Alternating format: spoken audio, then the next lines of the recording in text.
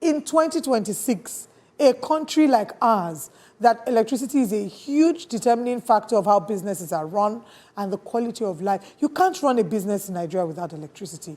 From those who do frozen food to those who do, food business, because storage is also another challenge. So even when we talk about diversifying and moving away from oil into agriculture, one of the problems we have is post-harvest loss. Again, we'll keep talking about this, but let's move away from, the electricity challenges and then go. I was going to say before you move, but please just drop your briefly comment. for the electricity challenge. While you're complaining, on Friday, the president set up an 11-member committee, and he formed what was called the Grid Asset Management Company, GAMCO. On Friday, President Bwala Mehdi Tinubu set up 11-member committee. It constitutes of his chief of staff, Honorable Gbajabiamila Mila, consists of the Minister of Power, Minister of the AG, Attorney General of the Federation, 11 people to look into the power, to solve the issue, to manage the assets. And everybody's saying there's a problem.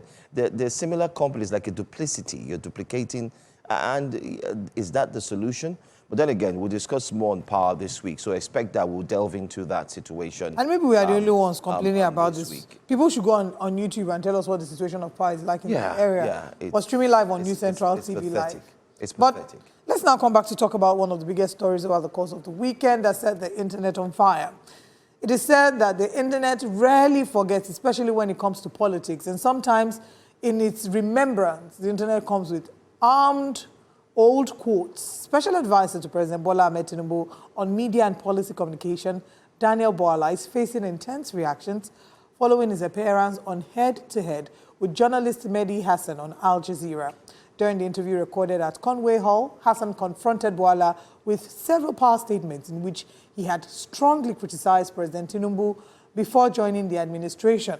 The exchange quickly turned tense as Bwala appeared to deny or distance himself from some of those earlier remarks, prompting Hasan to read out the previous quotes and challenge him directly, a moment that has since gone viral across social media. Many say the exchange exposed contradictions in Bwala's political journey, while others argue it simply reflects the realities of political realignment. In a statement issued afterwards, Bwala said the remarks were made while he was in the opposition and should be viewed within the context of politics, adding that defending and promoting the administration is now a responsibility he carries out with ease, and that he remains ready to face any interviewer anywhere in the world to defend the government's policies. However, supporters of this current administration have criticized the form of this journalism, stating that the journalist literally hounded Bwala. But we'll get into the details of that. Let's share with you clips or excerpts from this interview. History. Tinubu and his people created a militia. Who said those words, Daniel?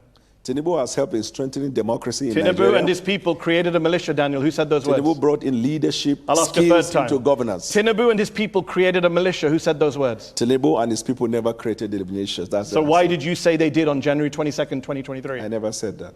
The candidate of All Progressives Congress, Bwala Tinubu, and his people created a militia. This is the first time in the history of Nigeria we are seeing a political party creating a militant arm leading to election. Does he have a militia that tried to kill you? He doesn't have. I never said he tried to kill me. I myself have received threats from him and his camp. Your words. I never said that. There is also this threat to life, and I can tell you that because I myself have received threats from Asiwaju and his camp. You said it was so corrupt, the 2023 election, Tinubu's win. You said that you couldn't eat food for 3 days. I never said that. Where? And legitimate complaints were raised all over Nigeria. That part is what threw me off balance. In fact, I became so sick. For the past 3 days, I found it very hard eating food. Have you just disowned everything you've said in order to work for this president? I'm coming. What you just said now, I want to put it on record on my own honor. That's not what I said. So far you've denied two things. This one I said, that's not what I said. Have you just disowned everything you've said in order to work for this president? I'm coming. What you just said now, I want to put it on record on my own honor. That's not what I said. So far you've denied two things. This one I said, that's not what I said. Before you said it too. Let me tell you what you do. count. Let me tell you what you do. You will have an idea of a phrase or a word in a sentence. They coin the other part of it to project what you want to push out. I read the entire sentence coming. to you. No, but that's wrong. No. Let's read it again. Wrong. On the eve of the presidential elections in Lagos, 2 cash-laden bullion vans, your words, were seen on his premises located on 26 Borderland Street, which was ostensibly for vote buying, your words. You can just say I don't agree with what I said, then I was lying for political I don't purposes. agree with what you said, yeah? No, with what you said. In fact, in 2023, you said that he bought his election. Did he buy his election? At the time, I thought. But when it was litigated in court, the court found out he didn't. So you thought he was vote buying and now you don't. You thought he bought his election, now you don't. In fact, you said it was so corrupt, the 2023 election, Tinubu's win, you said that you couldn't eat food for 3 days. I never said that. Where? Arise News, March 2nd, 2023. I became so sick for the past 3 days, I found it very hard eating food. I'm sure you have a mistaken identity. I never said that. You never said that you Why became will I sick. not eat? Win, lose, or draw. You eat your food and go to bed. 2 out of 3 Nigerians say that Where did you security... get that information? Africa Barometer. May of 2024, 2 out of 3 Nigerians say security agencies are handling the abduction of Nigerians fairly badly or very badly. 1 in 3 Nigerians say they personally know someone who's been kidnapped. Yeah, you have These a are stunning still- statistics. Amnesty, Human Rights Watch have lined up to say that you have allowed impunity to flourish, you have failed to apply lessons from previous attacks, damning indictments of I your put security it to service. you, that's not what they said. That's not what Amnesty not said? what I'm, yes. Amnesty... I've literally got the quote right here. Quote it. The authorities' failure has allowed impunity to flourish and the killings to spread to many parts of the country. Source. Amnesty International, February 8th, 2026. Well, I'm not aware of that one. You're not aware of that one? I am at aware. The weekend, I'm aware. At the weekend, you put out a video to music of you and a team researching and prepping for this show. And yet every time I've asked you something, you say, I'm not aware of that. What were you researching in that video? You're really funny. Let me tell you Ask you a this. serious question. Amnesty International, you asked me for a If source, you I accept- read out the source. You asked me for a date, I read out the date. What's your response other than picking up glasses of water? No, Amnesty has a history of calling everything bad. Okay. I want to ask you. That's what every authoritarian is government in the Amnesty- world has said. What is... Okay. Okay. So, Benga has joined us this morning. Benga, it's good to have you. Hi this guys, morning. it's good to be here on it's this good. very auspicious Good. occasion. I mean, I thought, okay, all right, it's okay. Welcome. maybe we should get Benga's thoughts first. I know that you've seen the interview as well. Yes, So, like I did mention earlier, and to our audience on YouTube, please keep the comments coming. I can see that a number of you have been reacting to this as well. But then I think that the important thing to look at here is the arguments. There are those who say that he was hounded by the journalist and that he was not given, it basically looked like he was being badgered.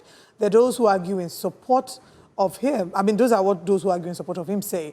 But those who are arguing against him saying, that he went there, he was not able to defend his government properly because there was really nothing to defend. But I'd like to know what side. Number you one, here. he should have recused himself from that interview, knowing that he's someone who's guilty of doublespeak. Him and the current ambassador to Mexico. If you have such a personality type that you've said things in the past and you had to walk back on them, not once, not twice, not thrice, it begins to, you look like someone that has integrity issues, and that could be used against you. It's called head-to-head for a reason, and I think Mehdi did a good job. Madam Obi Ezekwesili has been on head-to-head, by the way, and Mehdi was, typical Mehdi, trying to get her to admit that President Olusegun Obasanjo was corrupt. Yeah. But he mentioned incidents under the Obasanjo administration that had corruption issues, but at the end of the day, she didn't budge and she didn't admit. But I mean, when you're caught, and there was the difference between Mehdi's interview and our interviews that we've been doing is that we don't have the luxury to play back, because politicians, their default setting is to deny. We don't have the time and evidence to play back videos in real time to say, look, gotcha, this is what you said. That's why it looks like, wow. That's why it went viral, because it was fact-checked in real time. Okay, I completely agree with what Benga has said, and I'm going to, mention that the first issue I had with that interview was, first of all, someone with such a long adversarial history with the government should probably not have been the best person to defend the government, because it then becomes a credibility matter. You know, it's a question of, is there a credibility crisis in government, where one statement, the person who was saying this thing earlier is saying something different. It no longer becomes about what the government is doing, but about the credibility of the person. And the credibility of the person, if tampered with, reflects on the credibility of the government that is representing. That's one. Two, you can't just come and say, you know, it was just politics. That is just politics arguments. That will not be able to work. And, you know, this head-to-head, many say that Mehdi Hasan was bombarding him. But the thing is, this is the style of this interview. It is not the typical quote-unquote journalism that we do, right? This is the style of this interview. It's like BBC hard. Exactly. Everybody knows how head-to-head is. There are other people. I saw the one with Vanessa Newman when they were talking about Venezuela. He said, Trump takes Venezuela, oil power, and regime change. There are a number of things he said that I would look like he's badgering her. So the thing is, if you know that you're coming for that kind of interview, you will do your due diligence, you do your research, you come with facts. And that leads me to the fourth or the third issue. There was a data deficiency in this narrative. If somebody is saying to you that, there was a quote he mentioned earlier about Amnesty International, you know, giving a quotation, and he said, oh, I don't agree with that. Say, you don't agree with what? Say, I don't agree with what Amnesty International say. Okay, give us counter data. Tell us. It's not enough to say, oh, this terrorist was killed, this terrorist was killed. But the problem of Nigeria when it comes to terrorism and insecurity is beyond how many terrorists were killed. Okay, talk about how maybe the number of people who have been kidnapped have reduced from this number to that number.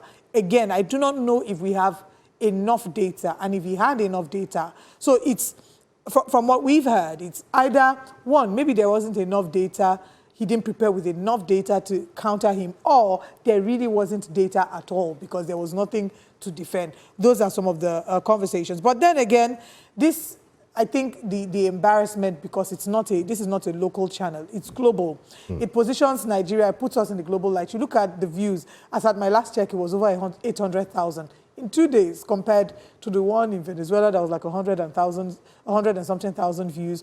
So what picture is it painting of Nigeria? What picture is it painting of our country? These are some of the issues that readily come to mind. But we'll take some reactions of Nigerians on X in a moment, and we'd like you to share your thoughts as well on YouTube, where we're streaming live via New Central TV Live. Joe? I can't help, but let's take the comments first, and maybe I would go last. I'm looking forward to hearing your... Demola Larinwaju spoke. Wow. He said mixed is accurate, saying Nigerians have one of these three reactions from the audience: second-hand shame, disgust, or bemused. There was actually a photo that was attached to this. I wish we had the photo. Where they had asked him about, I remember what was being said. The question was about insecurity, and he said, oh, you have to put that in context. And then Mehdi asked him, so what's the context? He said, the context is that's wrong. And then there was one man that did like this, and another person did like, there were three people. So they captured three people with three different facial reactions. That was the photo that was attached to that tweet. It was let's see more tweets very quickly. This one says, Deji says, he simply came to lie. Unfortunately for him, Mehdi was too much for him to handle. This will go down as the most embarrassing outing of a government spokesperson in Nigerian history. True. And Chukum Media, I can see that says, who told Bwala that we have moved on? In one of his comments where he said Nigerians have moved on. I don't understand. Well, this one says, the sad truth is that Nigeria and Nigerians have been collectively demarketed and disgraced internationally through this shameless outing. It simply portrays internationally that all Nigerians are dishonest to the extent that one can't even be held by his own words, even with video evidence. And Jolly says, if this interviewer knows that Bwala said, if you join APC, your brain stops working, he will not waste his time doing this interview. And another one says, he tags, goes on to tag, one more to go, invite Reno Mockery. And someone had put out on social media, said, invite Reno Mockery, and Reno blocked the person. Yes, just for suggesting. Just suggesting. That you're a great debater. You're a great debater now. Go there now. Bwala should be ashamed. What a monumental disgrace, Xavier says. And, another one says, the way he laughed at his own stupidity makes you wonder If this brain is even functioning, he denied every one of his own words. What a man. How can I trust a single word from his mouth? And all right, now let's get on. Anyway. He did release a press statement. Yes. And I'm sure Bwala, please take us through the press statement. Daniel Bwala says his press statement starts with, in the last 24 hours, social media has exploded over my interview with Mehdi Hasan, albeit with varied options. Let me set the record straight. When I signed on to the privileged job granted to me by Mr. President, I was well aware of its implications. Selling ice cream, looking fine, and seeking the praises of men were never part of it. Some of the fiercest critics of my interview cannot even stand local TV anchors. We'll get to that soon. But the task of promoting and defending the president and his administration is what I do with ease and joy. I am prepared to appear before any interviewer anywhere in the world, any day, at any time, to defend this government and its policies. I have never and will never subscribe to ducking or dodging interviews on matters that concern promoting and defending the administration I was appointed to serve. It's the least of what is required of me. Head to Head contacted me requesting an interview, stating that they wanted to challenge our government on security, the economy, and corruption. Nowhere in our almost 6 months of communication did they mention that they were going to challenge my past. So let's pause there. I think we have to pause there. Binga, let's okay, no. Finish that paragraph, then if it had been their plan, ethically and professionally, they were supposed to inform me so I could prepare my response. I don't know where... But that's okay. Ethically, that's on them, not me. How? How is it on them, not on you? Guys. How? Guys. Let's call a spade a spade. This morning, when I woke up, I said, we're going to talk about this story. We just have to be honest. Daniel Bwala, to be honest, what you did was a complete mess. Let's say it the way it is. And I think I always say it here on the show, Nigerians are Nigeria's problem. You were in a while back, you belong to a certain, there are videos where you said you are loyal to your master, in quotes, your Oga, who is the former vice president, and you give him 100%. We've not even released videos from News Central where he came and did interviews during the election period, pre-election. You said a whole lot. You were fierce, you were strong. How do you say that you are going, in short, let me first of all advise, talk about your please retract your press statement. It's okay for you to even say that. Please retract okay, back then I had a different position and I agree that from the perspective of what I saw, that was the truth. However, my position has changed now because of A, B, and C. I'm going to read a comment that made me chuckle while you were talking. Okay. Michael Obieku said, they set exams for you and you still want them to give you expo. I don't understand. Because that's what it is. If you're going for an interview, you know you're going head to head. I think another thing we need to do this morning is to educate a cross-section of Nigerians who are talking down on that interview and also on Mehdi that is wrong. And I'm going to mention one. He's been here on the show. He's a PDP member, but of course, he's now an APC member because he's tilting between both. I'm talking about Segun Showumi. Put out a long explanation and said that journalists is wrong, that journalists do not need to do that. You don't do that. You don't ask questions. That's an interrogation. Mr. Segun Showumi, if you're watching this morning, you are wrong. You don't tell journalists how they do their jobs. And let's educate everybody in the way of enlightening people. There are different types of interviews. So when we go out for training and train people, we tell people there are different types of interviews. There's an interview that, in quotes, is an interrogation. I'll give you an example. There's a show called Hard Talk. BBC. On BBC. That's what mirrors the same program you saw, which is Mehdi's program as well, which is Head to Head. There are programs like that. And you have similar program here on News Central, which happens to be our Politics HQ. You have programs where you speak with the person one-on-one. It's an interrogative style of journalism, where you have to milk the person, milk the truth out of the person, find the answers to the questions. This style did not start today. No, it did not. It started decades ago. It's a style of journalism. So I think, I want us to quickly head to YouTube. I need to take comments from defend his friend. It's fine. It's fine. Defend your friend, but don't tell journalists you are doing wrong. What you are doing. And you don't know why. Journalist. I don't understand. So what I'm going to add to that as I head to YouTube to take comments from our YouTube is to say that at the end of the day, it's important to do your research about the show you're going on before you go there. That show is the kind of show that is mirrored after a cross-examination. So you're going there to literally defend. And, you know, when you have nothing to fear, you should be able to, it'll be great to know that, okay, you've done the work, so you're able to, it's like an exam, you're able to present your report card. But many would argue here that the report card was not presented. YouTube is buzzing. Let me take as many comments as I can. Idris Onifade says, Bwala embarrassed himself, family, BAT and APC, but not Nigeria. He says the Nigerians in the hall are Anu and Aisha, who spoke as patriotic citizens, not this political jobber who lived on sycophancy and lies. Chuka Ochiama says, Bwala is... okay, no, I'm not sure that I can read that. They've been the comments they're very strong. Prince Ajibade says, may God not give us a job that will make us disgrace our lives and families globally. You know, how can Daniel be so shameless? You said something quite instructive by saying, look, hands up. You said these things, but people, you're human. You're allowed to change your opinion. You're allowed to change your position. If you look at the U.S. administration, and I think he mentioned it, the current Secretary of State, Marco Rubio, has said very terrible things about President Trump. His own Vice President, J.D. Vance, if you see what he said in the past. So own up.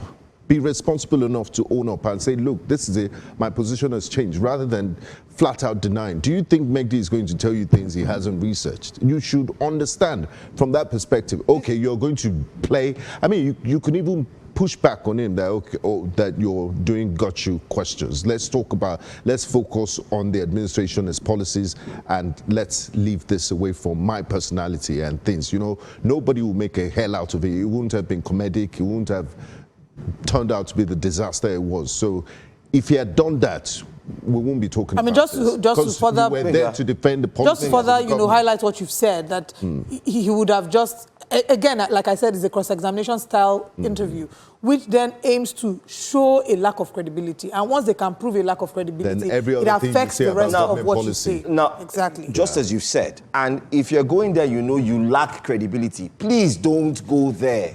It's as simple as ABC. Or you're guilty of double If you know that, listen, I'm guilty of double standards. I'm guilty of speaking with both sides of my mouth. That place you went to is not where you should go to. That shouldn't be. If you're religious, that is not your temple, Mr. Daniel Bwala. Don't go there to worship. Michael Obieku says they set exams for you. And, okay, I've read this one earlier. Another Michael says Mehdi Hasan should invite Monday Okpeolu so that he can explain how to get 2 million votes for Tinubu from Edo State. It will be interview of the century. And Mokuye Chukwuemeka says, no words for Bwala, guys. It shows the incompetence of the APC. Jude Imagwe says, when your words of the past comes to haunt you. So Bwala's brain got frozen. His response and his reaction to the interview even speaks more of how Jude. There's a lot of words. Let me also piggyback on a few things that was highlighted that I saw over the weekend. Yeah. So people have said, okay, why is it that Nigerian journalists don't do this? Well, we do understand that there are a few journalists who have the hard talk scenario and discuss with them. But one thing Chinedu Brown said something like that as well. Yes, in response to what you said. He said, Christ, Daniel Bwala denied himself 3 times. It's unfortunate that in Nigeria we don't have vibrant journalists to scrutinize politicians. We do. Otherwise, the worst of us wouldn't be leading us. No, we do. Now it's journalists that want to suffer the blame. No, we do. Daniel Bwala in that press statement gave journalists straight bullets. Journalists they collect. No, let's make it clear to our viewers. This thing is always good to play it out. Daniel Bwala has been on this show. We've asked him questions where he couldn't answer. Fact. You can fact check it online as well. And we've asked him questions where he moves around the questions. And we've even come back to say, but what? But the difference with what, like we explained, is you have a program that is dedicated to cross-examining or interrogation. It means that when you go there, the presenter will not leave you. He will not move to any other question. He would hold you and ensure that you actually answer these questions. Because for us, when we ask you 1 or 2, come on, we Nigerians are wise. We know when you don't tell us, and we ask you 1, you don't. We just say, okay, fine. this is your statement, and it is your word against your word, because you have said this before. I mean, there's a tweet. I don't know if we have that tweet. Let's put it up where the same. There's only so much you can push for within a 15, 20-minute interview. The same Olive. We're having several conversations. Bwala was praising Mehdi Hasan some years ago. Yes. And let me also remind Nigerians too, this is very important, that oftentimes Nigerian journalists have been at the hard-hitting end, where when they try to ask the interrogative questions, the people they are interrogating or interviewing turn it against them and start abusing them. We've seen where journalists have been abused on live TV. Alex Oti, just 2 weeks ago. Exactly, told a journalist. Femi Fani-Kayode. Femi Fani-Kayode told a journalist, you are very stupid to ask me that question. I wish Mr. Femi Fani-Kayode, who is now ambassador, can go there too. Maybe it will be easier when you tell, and you know, the thing is, I always say this, we have a system of neocolonialism still working within us. True. And that's a fact. They prefer doing interviews. You prefer when there's foreign, another skin that talks to you. You now learn your manners. That, oh, I cannot tell him shut up. Okay, yes, you start answering, oh, yes, yes. But when it's your own brother who asks you those questions. And I'm glad you mentioned that. I need to highlight an incident. So there were returnees that were international IOM, Organization for Migration, yes. United Nations. One of our correspondents went to the airport, and when they were there, the Nigerian Diaspora Commission, NAPTIP, and other government agencies were there. So they had to go to the runway, and you know you have to wear reflective jackets. They handed the reflective jackets, Nigerian government officials. This would never happen anywhere in the world, to foreign journalists first, before they gave it to our correspondent and other local journalists. We're always putting others first before us. And when we go abroad, we're losing both ways, both at home and abroad. You think you go to the UK and then they will give foreign journalists... Benga, Olive, just to highlight before you go on. Yes. Okay. Just sorry to butt in. They bombed, the US forces bombed Sokoto. Who was the first person the minister spoke to? Foreign media. The first media the minister spoke to. I mean, just to wrap up on that, and security is a huge challenge that we're not able to, we don't know how to go about it. And the truth is, you can defend as much as you want. The Nigerian citizens have the scorecard. Last week, we had the APC national chairman on the show defending President Bwala Tinubu and talking about insecurity. And I remember asking him, I said, is it safe to say that President Bwala Tinubu owes President Goodluck Jonathan maybe an apology? I did say to him that maybe he was too hasty in his analysis or his criticism of President Goodluck Jonathan. And his response was that no, because this current administration, you can see what they're doing to fight insecurity. I'm saying at the time, they were doing something. They were doing something too. You're complaining and saying that part of the things that fuel insecurities, they had to remove subsidy, there's a lot of corruption. I'm like, President Goodluck Jonathan tried to do that. He kicked against it at the time. And his answer to that was that then it wasn't APC. He was a member of another political party. Politicians will politic. Nigerians will continue to ask the hard questions. And we must do this and ensure that it's reflected at the polls. But keep your comments coming. We'll explore this further as we have a guest joining us to analyze this.